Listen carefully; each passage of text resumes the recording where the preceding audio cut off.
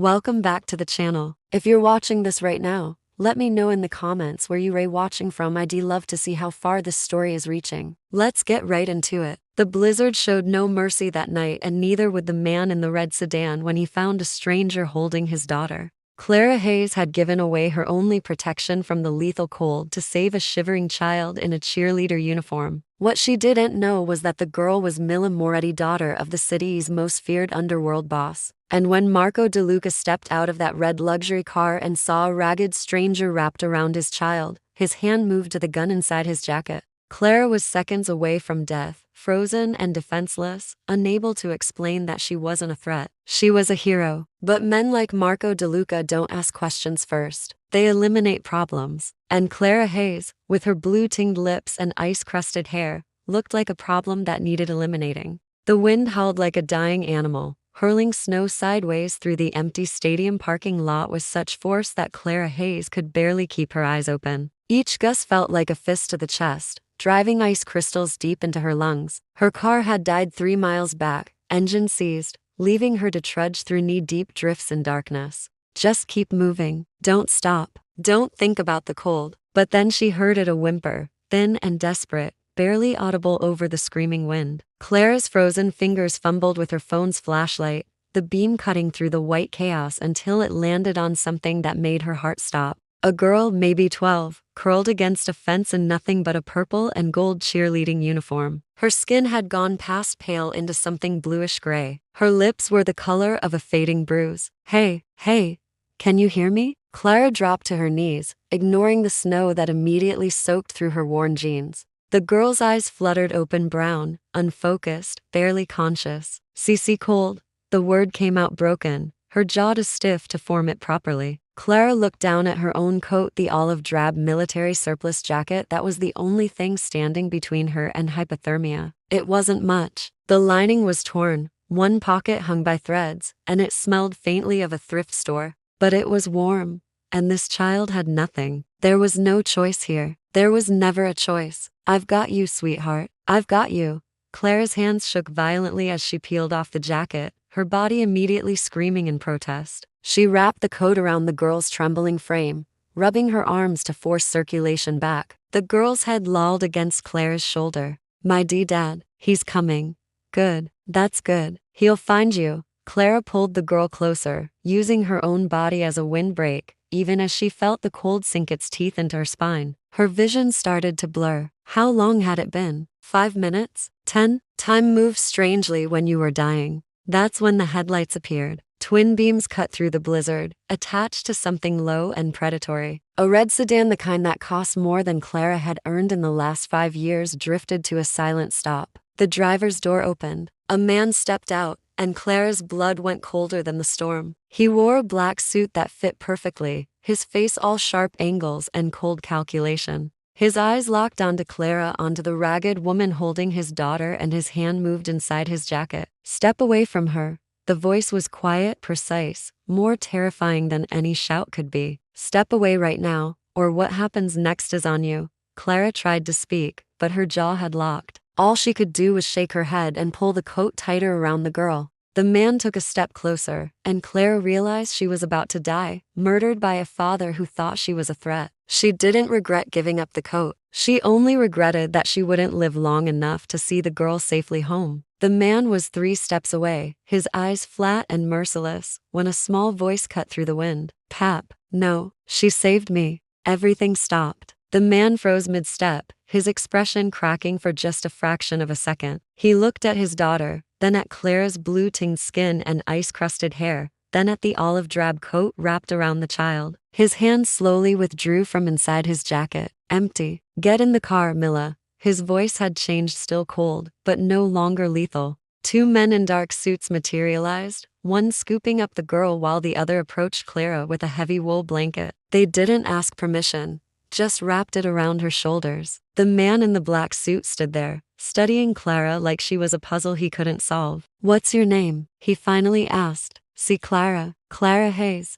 Her teeth chattered so hard she could barely form the syllables. He nodded once, then turned and walked back to the red sedan without another word. One of his men pressed a business card into Clara's numb hand, a phone number and nothing else. The taillights faded, leaving Clara alone with a blanket that smelled of cedar and money, and the growing certainty that her life had just been irrevocably altered. Because men like that, men who moved through the world with that kind of cold authority, didn't forget debts. And Clara Hayes had just saved the one thing in the entire world that mattered to Marco DeLuca. Thanks for watching. The engine coughed once, twice, then died with a pathetic wheeze that Clara Hayes knew meant it was gone for good. She sat there in the driver's seat of her 1998 Honda Civic, watching the dashboard lights flicker and fade like dying stars, and felt the last thread of luck she'd been clinging to finally snap. No, no, no, no, come on. She twisted the key again. The starter clicked uselessly. Nothing. The heater, which had been struggling to push out lukewarm air for the past 20 minutes, went silent. Within seconds, the cold began creeping through the windows like an invisible predator. Clara pressed her forehead against the steering wheel and allowed herself exactly 10 seconds to feel the crushing weight of it all. 10 seconds to acknowledge that this was just one more thing in a year of things breaking down. Her marriage, her job, her savings account, and now this piece of junk car that she'd paid $800 for because it was all she could afford. 10 seconds. Then she lifted her head and looked out at the blizzard. The snow was coming down so thick she could barely see past the hood of her car. The wind howled and shook the Civic on its worn suspension. According to the last road sign she'd passed, she was still 3 miles from her apartment, 3 miles through the industrial district where nothing was open this late, where the streetlights were spaced so far apart that darkness swallowed everything between them. She pulled out her phone. No signal. Of course not. The storm had probably knocked out the nearest cell tower, and in this part of the city there was only one tower to begin with. She had 17% battery left, and no one to call even if the signal came back. Her mother had stopped answering her calls 6 months ago, after Clara refused to go back to her ex-husband and work things out. Her few friends had drifted away when she could no longer afford to meet them for drinks or weekend trips. The world had a way of forgetting people like Clara, people who slipped through the cracks, people who worked 3 jobs and still couldn't make rent, people whose emergencies were met with silence because they'd asked for help too many times already.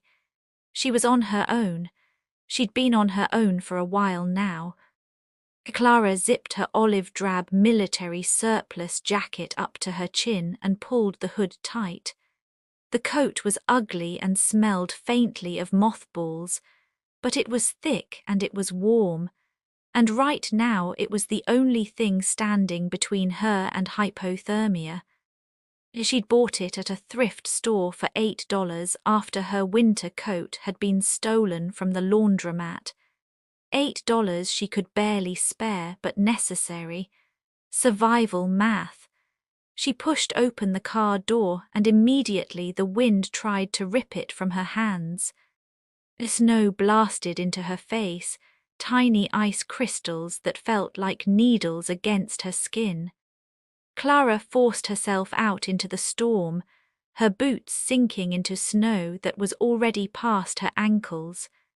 The cold hit her like a living thing, wrapping around her legs and crawling up her spine despite the jacket. Her breath came out in white clouds that were torn apart by the wind before they could fully form. She could already feel her fingers. 20 minutes into her walk, Clara could no longer feel her toes. Her face had gone from stinging to numb, which she knew was a bad sign, the kind of sign that meant frostbite was setting in. But she kept moving because stopping meant dying, and she wasn't ready to die yet. Not in a frozen industrial wasteland where no one would find her body until spring. The stadium loomed out of the darkness like a sleeping giant, its massive silhouette barely visible through the curtain of snow. Clara had almost walked past it when she heard something that made her stop dead in her tracks. A whimper, thin, desperate, barely audible over the screaming wind. She turned, squinting against the snow, and saw nothing but the chain-link fence that surrounded the stadium parking lot. For a moment she thought she'd imagined it, that the cold was making her hallucinate. But then she heard it again, and this time she saw movement, a small dark shape huddled against the fence about 30 feet away. Clara's frozen fingers fumbled with her phone, pulling it out and activating the flashlight with hands that barely responded to her commands. The beam cut through the white chaos, and what she saw made her heart stop. A girl, maybe 12 years old, curled into a ball against the fence, wearing nothing but a purple and gold cheerleading uniform. No coat, no jacket, not even a sweatshirt. Just the short-sleeved top and the tiny pleated skirt, both dusted white with snow. White ankle socks and cheerleading shoes that were meant for gymnasium floors, not deadly blizzards. Oh my God! Clara's voice came out as a croak. She stumbled forward through the snow, her legs suddenly clumsy with urgency. Hey, can you hear me? The girl didn't respond. She was shaking so violently that Clara could see it even from 10 feet away. Not the kind of shivering that comes from being cold, but the violent, full-body convulsions that mean the body is desperately trying to generate heat it no longer has. Her lips had gone past blue into something almost purple. Her skin was grey-white, the colour of freezer burn. Clara dropped to her knees beside the girl, ignoring the snow that immediately soaked through her jeans and sent ice water against her skin. She reached out and touched the girl's shoulder, and the cold radiating from her body made Clara gasp.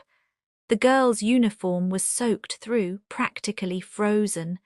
Her hair was stiff with ice. "Sweetheart, can you hear me?" Clara gently turned the girl's face toward her. The girl's eyes fluttered open, brown, unfocused, barely seeing. Her pupils were dilated. Severe hypothermia. Clara had seen it once before years ago when a homeless man had frozen to death in the alley behind her old apartment. She'd found him in the morning, and his eyes had looked just like this girl's eyes did now. CC cold. The word came out broken, the girl's jaw too stiff to form it properly. Her teeth chattered so hard Clara could hear them clicking together. "I know, baby, I know. How long have you been out here?" But even as Clara asked, she knew that Clara looked down at her olive-drab jacket, and for a long moment the world narrowed to just that one terrible decision. The jacket was ugly and worn and smelled like a thrift store, but it was thick and it was warm. It was rated for sub-zero temperatures. It was the only reason she was still alive after 20 minutes of walking through this nightmare. If she gave it away, she would die. Simple survival math. She was already cold, already on the edge of hypothermia herself. Without the jacket, walking the remaining 2.5 miles to her apartment would be impossible. She'd make it maybe half a mile before her core temperature dropped too low and her body started shutting down. Maybe less, but this girl didn't have half a mile left in her. She had minutes. Clara thought about her phone call to 911 that would never connect. She thought about trying to carry the girl, but she was too weak and the girl was dead weight. She thought about staying here with her, wrapping them both in the jacket, but that just meant they'd both freeze together instead of one at a time. There was only one option that gave this child a chance. "I've got you, sweetheart, I've got you." Clara's hands shook as she unzipped the jacket. The cold air hit her immediately, knifing through her thin sweater like it was made of tissue paper. Her body recoiled, every nerve screaming at her to zip the jacket back up, to keep what little warmth she had left. As she ignored it, Clara peeled the jacket off her arms and the full force of the blizzard hit her like a physical blow. The wind tore through her sweater, through her skin, straight into her bones. Within seconds she was shaking. Within 30 seconds, her teeth were chattering so hard she had to clench her jaw to keep from biting her tongue. "Here you go, baby. Come on, let's get this on you." Clara's fingers were already going numb as she tried to work the girl's arms into the jacket sleeves. The girl was barely conscious, her limbs floppy and uncooperative. Clara had to lift each arm herself, threading it through the sleeve like dressing a giant doll. Finally, she got the jacket on and zipped up. It swallowed the girl whole. Clara was 5'6" and the girl was tiny, maybe 5 feet even. The jacket hung on her like a tent, but it was warm. Clara pulled the hood up over the girl's frozen hair and tucked the collar tight around her neck. There you go." Clara pulled the girl against her chest, wrapping her arms around the small body, trying to share what little warmth she had left, which wasn't much. Already Clara could feel the cold sinking its teeth into her. Her spine felt like ice. Her hands were losing sensation. The wind cut through her sweater like it wasn't even there, and she realized with sudden clarity that she'd probably just killed herself. She traded her life for this stranger's. And the worst part, the truly terrible part, was that she didn't regret it.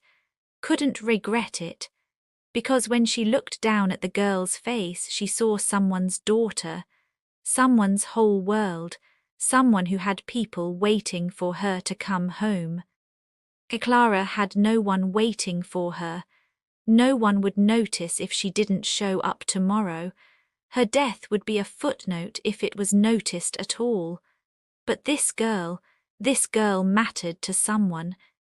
The girl's head lolled against Clara's shoulder, her breathing shallow but steady. "My D-Dad," she mumbled, barely conscious. "He's see coming." "Good," Clara whispered, her voice already weakening. "That's good, baby, he'll find you." She pulled the girl closer, using her body as a windbreak even though she knew it wouldn't be enough. At first, Clara thought she was hallucinating. The cold did that sometimes, made you see things that weren't there. But the headlights didn't fade or flicker. They grew brighter, cutting through the blizzard like twin searchlights, impossibly bright and impossibly steady. A car emerged from the white chaos, and Clara's dying brain registered details that didn't make sense. This wasn't some beat-up sedan or rusted pickup truck. This was a machine that cost more than most people's houses, low-slung, predatory, painted a red so deep it looked like spilled wine against the snow. A luxury sedan that moved through the storm like the weather was an inconvenience rather than a threat. The car drifted to a stop 20 feet away, its engine purring with that specific sound of controlled power that only six-figure vehicles made. For a moment nothing happened.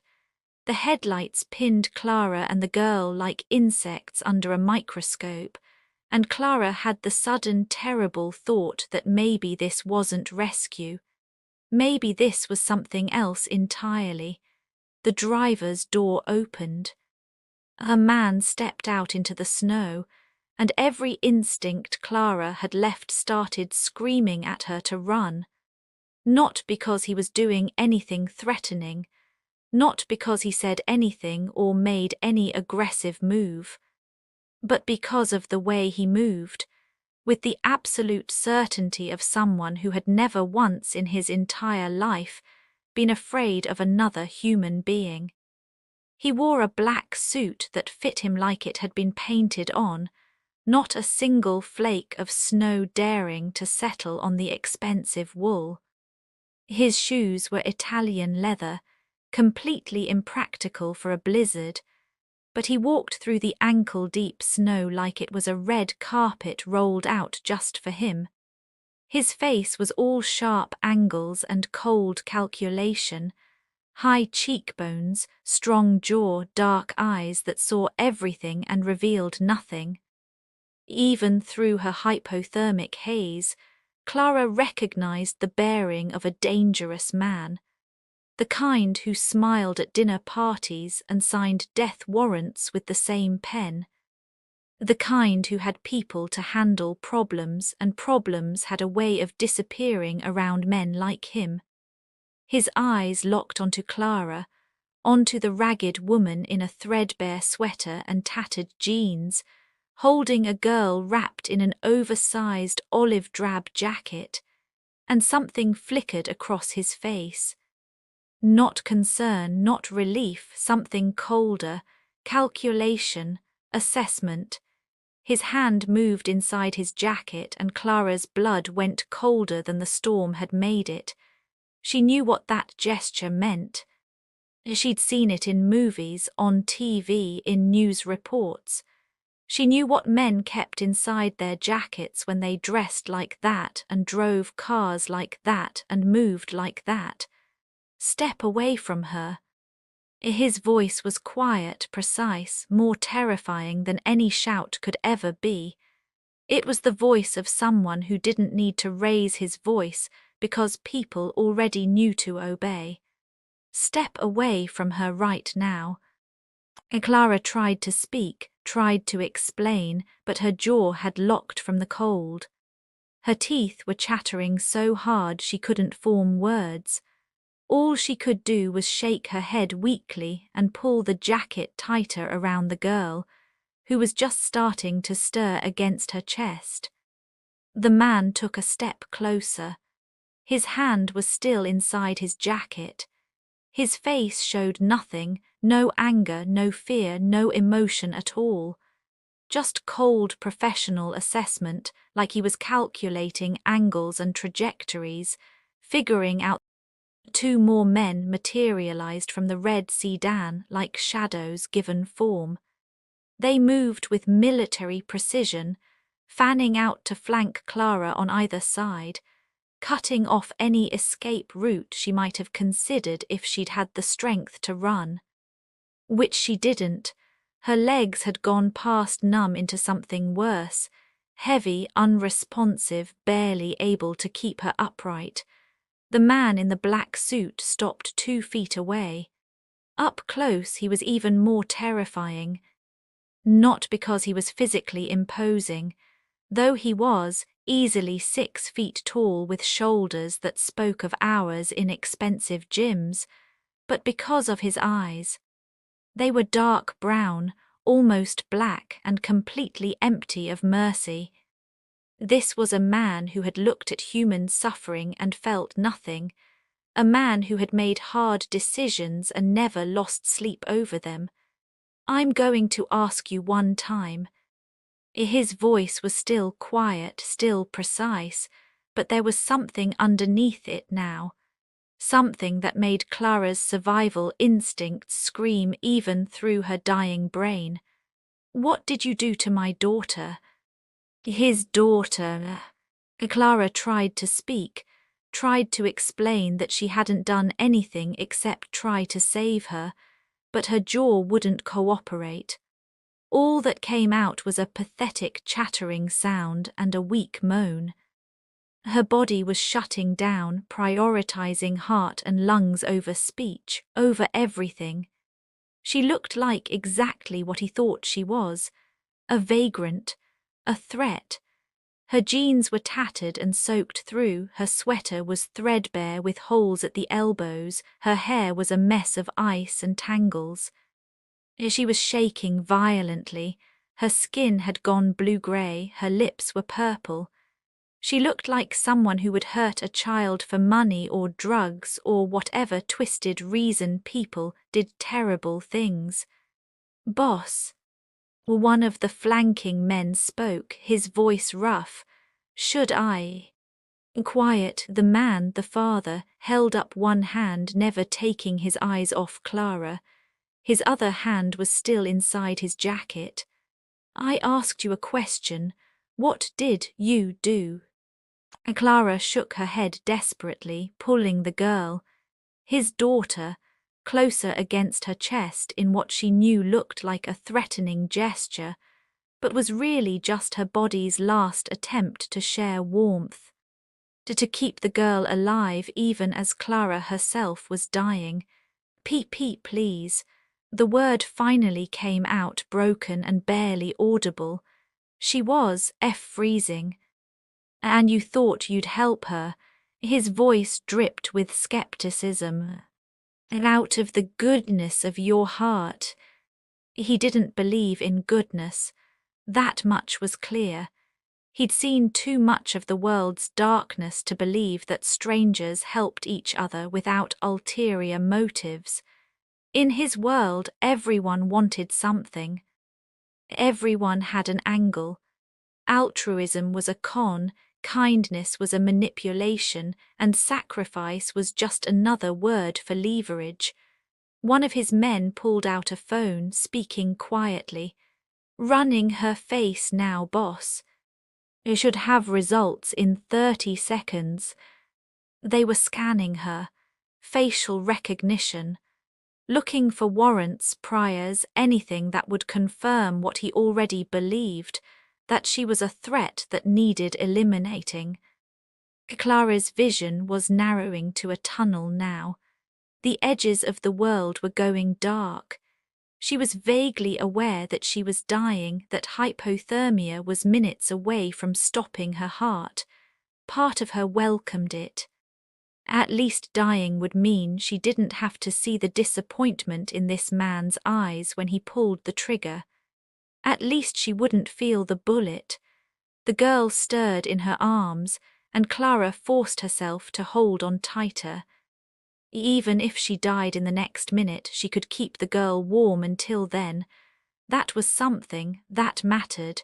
Clara Hayes, the man with the phone, spoke up. Age 32, no priors, no warrants. Last known employment was Morrison's Diner, terminated 4 months ago. Eviction notice filed on her apartment last week. Basically homeless. The father's eyes flickered with something Clara couldn't read. Not sympathy, maybe calculation. Like he was reassessing, running new numbers, trying to figure out how a homeless woman fit into whatever scenario he'd imagined. "So you're telling me," he said slowly, "that you just happened to find my daughter freezing to death, and you just happened to give her your coat out of the kindness of your heart, expecting nothing in return?" Clara nodded weakly. It was all she could do. "People don't do that," he said flatly. Everything stopped. The wind still howled. The snow still fell. But in the small circle of light from the red sedan's headlights, time seemed to freeze as completely as Clara's dying body. The girl, Mila, his daughter, stirred in Clara's arms, her head lifting slowly from Clara's shoulder. Her brown eyes were clearer now, more focused, though still glazed with the aftermath of hypothermia. The olive-drab jacket hung on her small frame like a tent, but underneath it Clara could feel warmth returning to the girl's body. Life returning. Papa, no. Mila's voice was stronger this time, more insistent. She saved me. The father's hand finally withdrew from inside his jacket. Empty. No gun. Just his hand, clenched into a fist so tight the knuckles were white. He stared at his daughter, then at Clara, then back at his daughter, and for the first time since he'd stepped out of that red sedan, his mask cracked. Not much, just a hairline fracture in that carefully controlled expression. But it was enough for Clara to see something human underneath, fear, relief, and something that might have been shame. Mila. His voice was rough now, stripped of its cold precision. What happened? I was at practice. The girl's teeth were still chattering, but she forced the words out. Coach Miller was supposed to drive me home, but her car wouldn't start. She told me to wait inside while she called you, but I thought I saw your car outside, so I went to look. She shivered, and Clara instinctively pulled her closer. By the time I realized it wasn't you, the door had locked behind me. My phone was in my bag inside. I tried to break back in, but… Jesus Christ. The father ran a hand through his hair, and the gesture was so human, so ordinary, that it shattered the dangerous aura he'd built around himself. He was just a father, a terrified father who'd almost lost his daughter. How long were you out here? I don't know, maybe 20 minutes, half an hour. Mila looked up at Clara with eyes that were filling with tears. I thought I was going to die, Papa. I couldn't feel my hands or my feet. I couldn't stop shaking. And then she found me. The father's eyes moved to Clara, really seeing her for the first time. And what he saw made his expression shift from suspicion to something darker, more terrible. Guilt. Because now he understood what had happened. Now he saw the full picture. Clara was blue-tinged, her lips purple, her skin the colour of death. She was shaking so violently she could barely hold onto his daughter. Her sweater was soaked through, clinging to her skin, offering no protection whatsoever. She'd given away her only coat, her only shield against the storm, to save a stranger's child. And he'd almost killed her for it. You gave her your jacket. It wasn't a question. His eyes were on the olive-drab coat that swallowed his daughter, the coat that was clearly made for an adult, not a 12-year-old girl. The coat that Clara should be wearing right now if she had any sense of self-preservation. Clara nodded weakly. She was past speech now, past almost everything. Her vision was narrowing, darkness creeping in from all sides. She was vaguely aware that she was dying, but it seemed very far away and not particularly important. How long ago? His voice was sharp now, urgent. Clara tried to remember. 5 minutes, 10.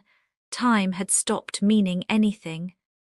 She managed to hold up her hand, fingers trembling, trying to indicate 10 minutes.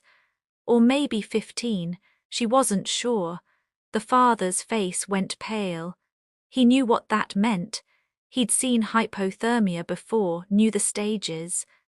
Knew that once you hit stage 3, violent shivering, confusion, loss of consciousness. The father moved with sudden urgency, shrugging off his own coat, black cashmere that probably cost more than Clara had earned in 6 months, and wrapping it around Mila before lifting her effortlessly from Clara's arms. The loss of the girl's body heat hit Clara like another wave of cold, and she slumped sideways into the snow, unable to hold herself upright any more. One of his men appeared beside her with a blanket. Not just any blanket, thick, heavy wool that smelled of cedar and money. He wrapped it around Clara's shoulders with surprising gentleness, then scooped her up like she weighed nothing. Clara wanted to protest, wanted to say she could walk, but her body had stopped listening to her commands. She was just floating, distant. Everything felt very far away. Put her in the car, the father ordered. Carefully. Tony, you're driving Clara. Michael, you're with me and Mila. We'll meet at the house. Through her dimming vision, Clara saw him carrying Mila toward the red sedan. The girl was crying now, fat tears rolling down her cheeks as she looked back at Clara over her father's shoulder. Is she going to die, Papa? Mila's voice was small, terrified. Is she going to die because of me? The father's jaw clenched. He didn't answer immediately, and Clara understood why. Because he didn't know. Because Clara was in bad shape and they both knew it. Because sometimes people who did heroic things died anyway, and that was just how the world worked. No, he finally said, and his voice carried absolute conviction. The command to the universe itself. She's not going to die. I won't let her. Clara was placed in the back seat of a second car, another luxury vehicle that had appeared like a ghost from the storm. The man named Tony climbed into the driver's seat and immediately cranked the heat to maximum. Warm air flooded over Clara's frozen body, and the sudden temperature change made her gasp. It hurt. God, it hurt. Like needles stabbing into every inch of her skin. Stay with me, Tony said, glancing at her in the rearview mirror. We'll be there in 10 minutes. Just stay awake, okay? Talk to me. What's your name? See, Clara. The word came out slurred. Wrong, her tongue wasn't working properly. Clara, good, I'm Tony. That was my boss back there. Marco De Luca. You saved his daughter's life, you know that. Clara nodded weakly. She was starting to understand the weight of what she'd done. Marco De Luca. That name meant something in this city. She'd heard it whispered in the diner where she used to work, spoken with the kind of respect that was really fear wearing a polite mask. He doesn't forget debts, Tony continued, his voice calm, steady, keeping her anchored to consciousness. Good or bad, you did something good tonight, something real good. That means something to him. Clara wanted to say she didn't want anything from Marco De Luca, that she'd done what any decent person would do, that she didn't need to be repaid, but the words wouldn't come. Her body was shutting down, prioritizing survival. Clara woke to warmth. Real warmth, the kind she hadn't felt in months, maybe years. The kind of warmth that came from central heating and insulated walls and windows that didn't let in drafts. For a long moment she kept her eyes closed and just basked in it, afraid that opening her eyes would reveal it was all a dream. But the warmth stayed, and slowly other sensations filtered in. She was lying on something soft, a bed with actual springs and a mattress that didn't have lumps. She was covered by a heavy comforter that smelled like lavender. Her body ached, but it was the good kind of ache, the kind that meant she was alive and healing. Clara opened her eyes. She was in her apartment. Her drafty, falling-apart studio with the broken heater and the window that didn't quite close, and the water stain on the ceiling that looked like a map of Australia. She was home. Somehow she'd made it home. She sat up slowly, her muscles protesting. She was wearing clothes she didn't recognize, soft cotton pajamas that were clearly expensive. Someone had changed her. Someone had brought her home. Someone had put her to bed. Marco de Lucas people. The memory came flooding back. The girl, the coat, the red sedan, the father with murder in his eyes until his daughter spoke. The blanket being carried, Tony's voice telling her to stay awake. Clara swung her legs off the bed and immediately realized something was different. The apartment was warm, actually warm. The radiator, which hadn't worked since October, was hissing softly in the corner, pumping out heat. And there on her small kitchen table was a note weighted down by a business card. Clara walked over on shaky legs and picked up the note. The handwriting was precise, masculine, controlled. Ms. Hayes. Dr. Castellano examined you last night. Severe hypothermia, stage 3, but you'll make a full recovery. Your radiator has been repaired. Your medical bills have been handled. Someone will contact you at 10 a.m. Thank you for saving my daughter's life. MD Clara checked the clock on her phone. 9:47 a.m., 13 minutes. She looked down at herself at the expensive pajamas and felt a creeping sense of unreality. This wasn't how her life worked. Her life was broken cars and eviction notices and radiators that didn't work. Her life wasn't cashmere coats and personal doctors and thank you notes from men who could probably end her with a phone call. She was still staring at the note when someone knocked on her door. 3 sharp raps, precise and businesslike. Clara's heart jumped into her throat. She looked through the peephole and saw a woman in a grey business suit, holding a leather portfolio and looking like she'd stepped out of a corporate boardroom.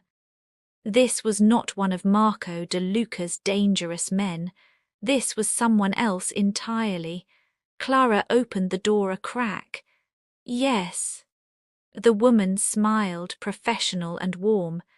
Ms. Hayes, I'm Jennifer Morrison with Castellano Real Estate. May I come in? Real Estate. Clara's stomach dropped. They were going to evict her, right now, while she was still recovering from hypothermia. Marco de Luca had saved her life just so she could lose her home hours later. The universe had a sick sense of humour. I know about the eviction notice, Clara said tiredly. I just need a few more days to... Oh no, Jennifer's smile widened. I'm not here about eviction, Miss Hayes. I'm here to discuss your new living arrangements. She held up a key ring with 2 silver keys. Mr. De Luca has arranged for you to move into one of his properties. If you'll allow me, I'd like to show you the space and explain the terms. Clara stared at the keys like they might bite her. I don't understand. Perhaps it's better if I show you. My car is downstairs. The property is only 10 minutes away. Jennifer's expression was patient, kind even, but there was something underneath it that suggested this wasn't really a request. Marco de Luca had sent her, and Marco de Luca expected Clara to come. Clara looked down at her borrowed pajamas, then back at Jennifer. Can I at least get dressed first? Of course, take your time. 20 minutes later, Clara was sitting in the passenger seat of Jennifer's immaculate Mercedes, watching the city slide past the window.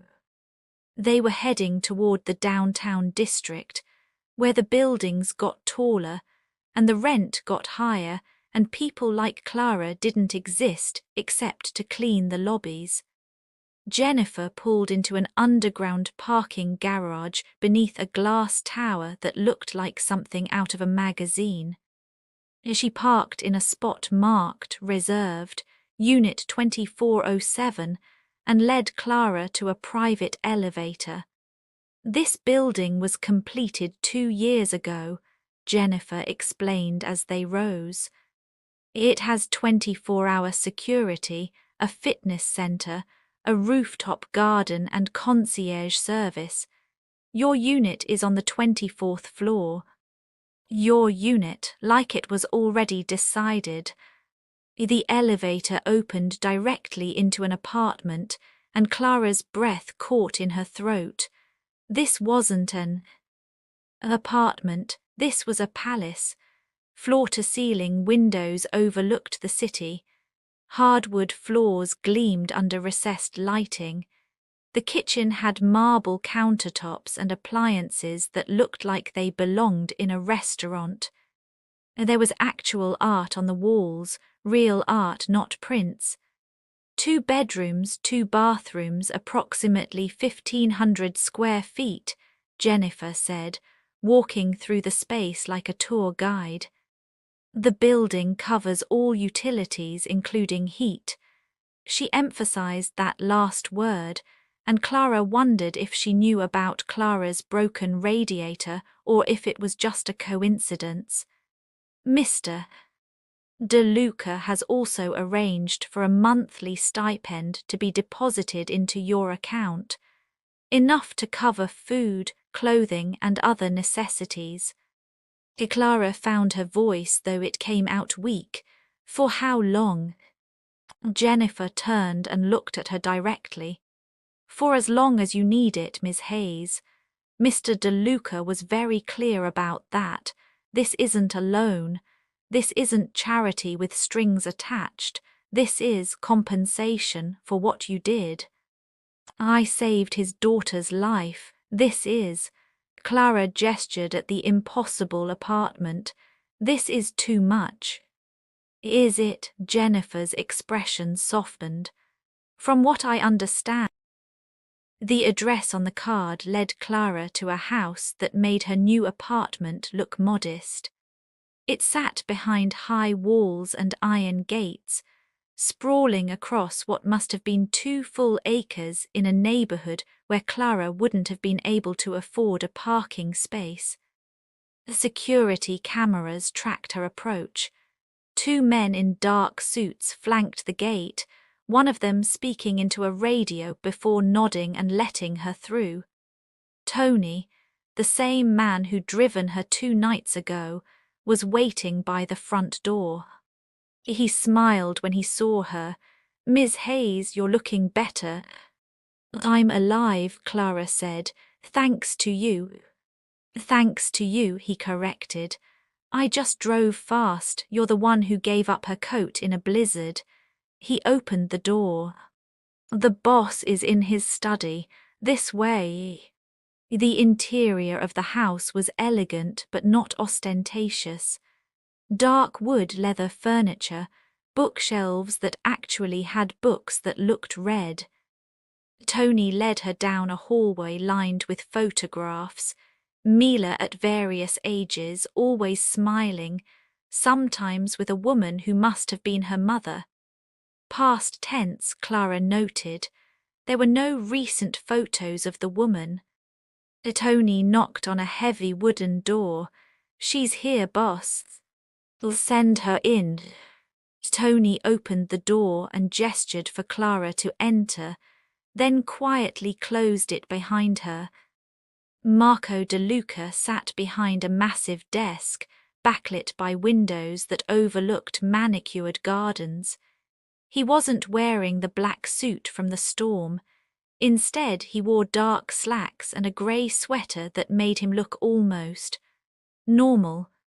Almost until you saw his eyes. Ms. Hayes. He stood and gestured to one of the leather chairs facing his desk. Please sit. Can I get you anything? Coffee? Water? I'm fine, Clara said, sitting carefully on the edge of the chair. She felt out of place here, like a stray cat that had wandered into a palace. Marco sat back down and studied her for a long moment.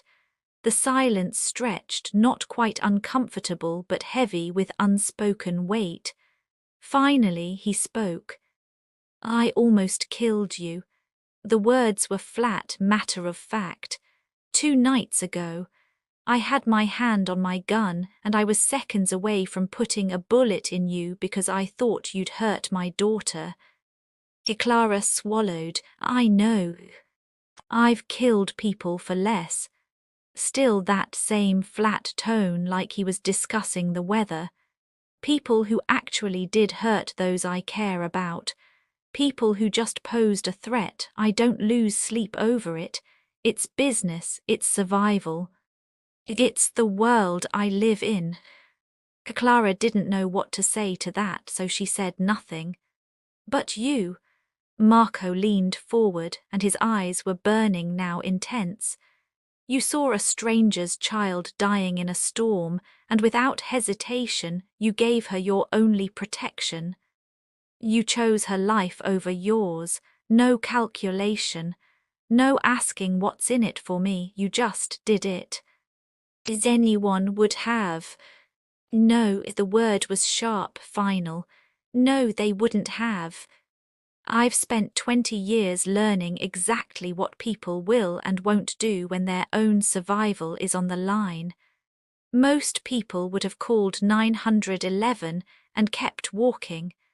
Some might have stayed with her, tried to keep her warm.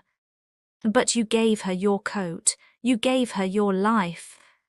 He stood and walked to the window, his back to Clara. My wife died 4 years ago. Cancer. I had all the money in the world and I couldn't save her. Since then, Mila has been. He paused and his voice went rough. She's everything. She's the only thing in this world that matters, and you saved her. He turned back to face Clara. I protect what's mine, Miss Hayes, that's what I do. I protect my family, my people, my interests. And 2 nights ago you protected my daughter when no one else could. He walked back to the desk and placed both hands on it, leaning forward. That makes you mine now. Clara's heart jumped. I don't. Not like that, Marco said quickly. I'm not threatening you. I'm telling you that you're under my protection now. The apartment, the stipend, that's not payment. That's the beginning. You'll never want for anything again. You'll never be afraid again. You'll never walk through a blizzard alone again. His eyes were fierce. Because you saved the only thing in the world I love, and I don't forget that. Ever.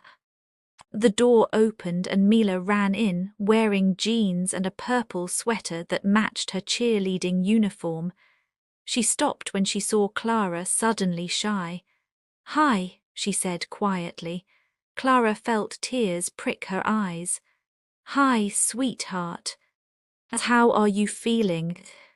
Good, better. Mila looked at her father, then back at Clara.